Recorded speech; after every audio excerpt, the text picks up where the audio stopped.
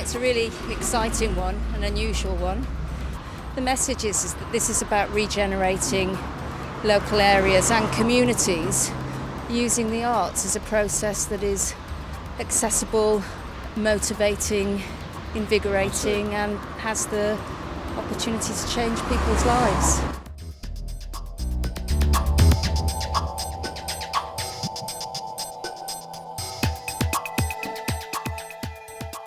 Relocation again happened because we got a lot of people on board last time at the intervention show, and people expressed interest in making it happen again. So this venue, the factory, the commercial X-ray factory, is much larger in scale, but smaller maybe because it's not individual houses that had many rooms. The intervention, it was inside the house, and it was a very tiny place to do some artwork. And I didn't feel that I can do something to change the place. Here, of course, we got a huge place to act or to do something else.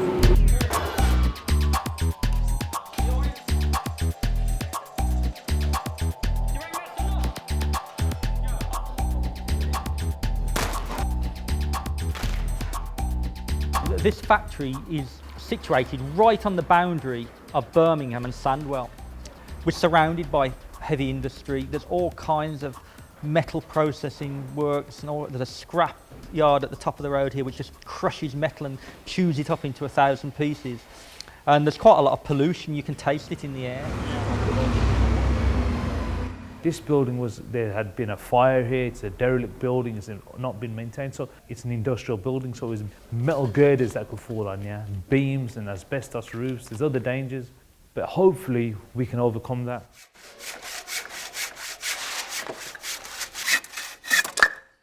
I saw the place and just thought, wow, and I said to Dave, do you need some help? He said, yeah, and I've been here ever since, basically. When we first came in, there were ceilings falling down, there was water pouring through every time it rained. It was, in short, a mess. None of the facilities worked, none of the wiring worked, none of the plumbing worked.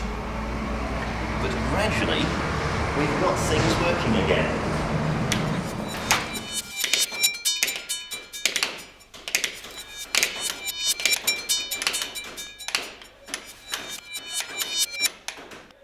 This building itself has a history of dealing with X-rays, and we found a lot of equipment relating to that industrial past, gamma ray machines, Geiger counters.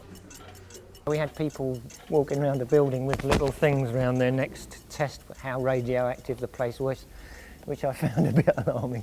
I was worried about the levels of radiation that might be in the building. Concerned, not scared. But I tend not to think about it, Dave Pollard assured me that everything was okay. I'll let you know when I get cancer in 10 years. So yeah, a little bit scared. If there is a radioactive element, that can only add to the excitement of it, I think. Relocation. Relocation. Art. Relocation. Art. Relocation. Art. Relocation. Art. Relocation. Art. Relocation. The last project, Intervention, which was set in the 5 houses in Handsworth, was obviously very strongly referring to the domestic. Another very strong theme in everybody's life is work, and especially the link between home and work and how they interact and interplay in our own minds. This factory here gave a great opportunity to play with that, but I didn't want to just disassociate from the last show. So I've combined here the two. I interpreted Dave's brief as being very much about the working class experience of industry and how it related to the home life. What I'm doing here on this project is all the archiving of any objects that were found in the factory that may have had some interest to other artists or interest to the public that come to see the works. So I have compiled an entire attic full of beautiful old pieces of working machinery parts and just a number of curious objects.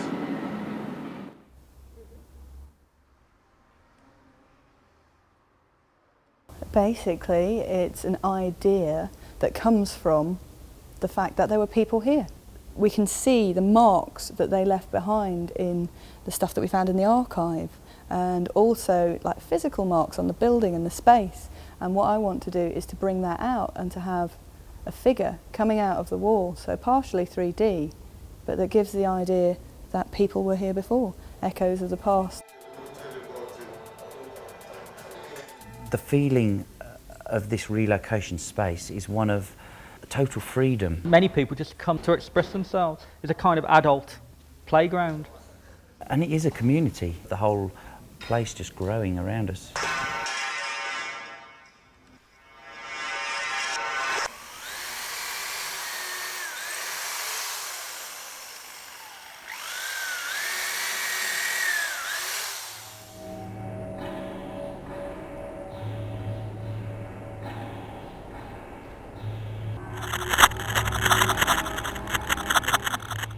This is our art cafe, Diane's conception of happy artists, happy environment, good food, honesty and integrity and everything from the homemade bread to the coffee. There you go. What I'm trying to recreate here is the idea of the cafe society. Food, conversation, a place to meet, eat and communicate. I'm building a giant 11-foot man. It's called Monument to the Unknown Worker. A memorial to people that have spent most of their lives, in fact all of their lives usually, working in factories and lost their lives, many of them.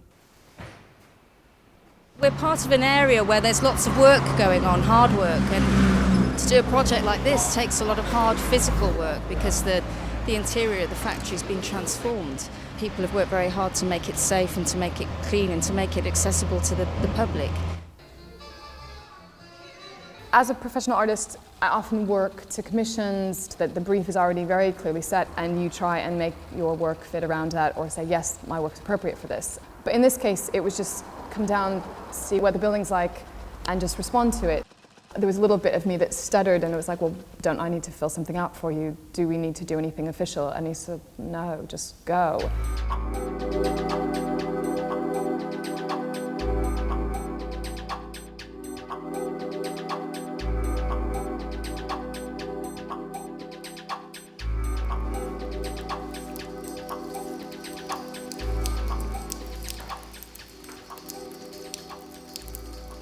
We started filling up all the holes in the floor. So it's an old wooden floor and there was like rotten wood and everything. And it's very unsafe. So if we're gonna have the exhibition out here, you'll have people tripping over themselves. But now it's raining and I think it's gonna mess up quite a few bits.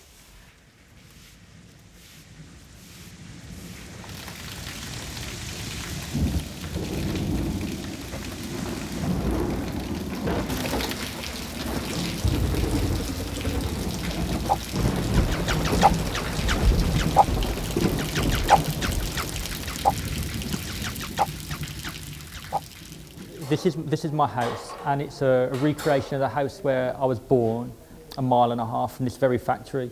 I recreated this home for the show because I feel it was the place where I first started to learn about being creative. I've extracted elements from my home and brought them into this building, the colour of the house, the number on the door. In terms of the show, it acts as a sort of linking point between the outside exhibition, which is about community, and the inside exhibition, which is about industry and work. The piece is called Dreaming of a Beautiful Place. So it's kind of references when you're doing something so monotonous, like factory jobs, then your brain kind of goes on holiday. It's kind of that space for your head to go on holiday. The piece is going to be called Lunch Break. It reflects not just the lunch hour, but also the 8-hour day, the shift patterns, the weekends, the 21 days holiday. Time constraints that contractual obligations to companies place upon workers. And the idea that when you are contracted to do a job for a company, they don't just control the 8 hours within which you're at work, but they actually control all your leisure activity and time as well. You are selling yourself into a form of bondage.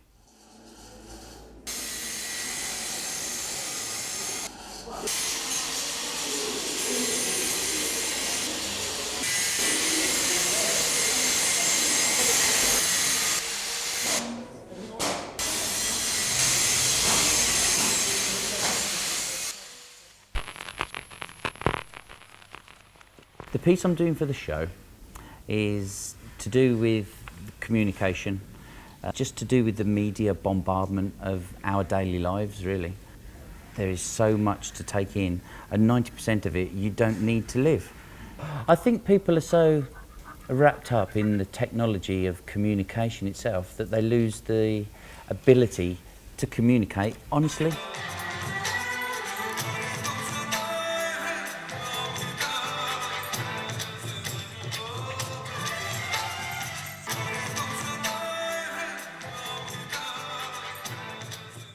An inside space outside, or an outside space inside a throne room. You're elevated to royalty, you're elevated to equality. Being invited to come along means an awful lot to me because I'm not a trained artist, I haven't studied art in any shape or form. There's so many people here who are experimenting with their own art who aren't necessarily qualified artists.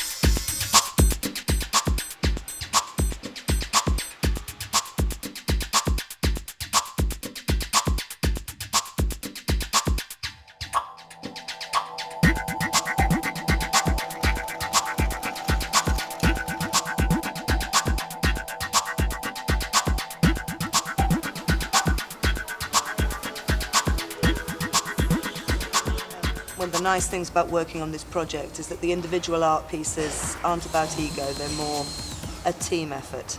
And that team is comprised of artists and also many willing volunteers that have come in and done everything from sweeping the floors to helping with the construction of works. It's been a very good collaborative experience.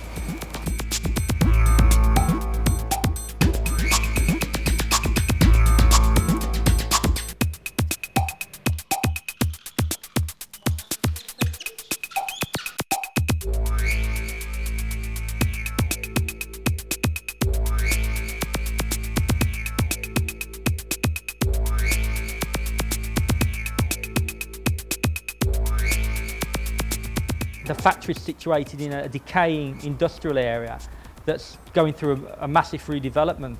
It's quite an interesting time to be here because we're very much about rejuvenating places, pulling places back that have been neglected and abandoned and giving them a new value. Pick up a lot of things that are either being thrown away, demolition goods, architectural salvage.